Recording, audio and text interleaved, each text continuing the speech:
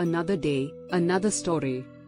The water cycle is a process that describes how water moves and changes form in our environment. It involves several steps. Let's go through them.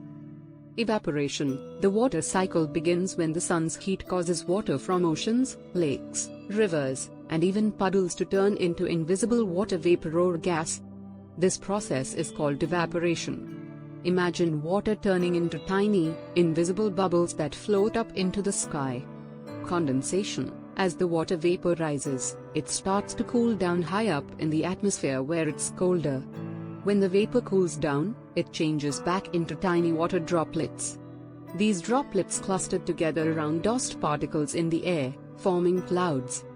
Imagine these droplets coming together to make fluffy, white clouds in the sky. Precipitation. The water droplets in the clouds join together and grow bigger. When they become too heavy, they fall from the clouds as precipitation.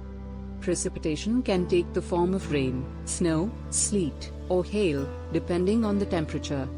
Imagine raindrops falling from the clouds, or snowflakes gently floating down to the ground. Collection. Once the precipitation reaches the ground, it collects in various ways. It may flow over the land as runoff into rivers, streams, and lakes. It can also soak into the soil and become groundwater, or it may be taken up by plants. Some precipitation may even stay on the ground, forming puddles.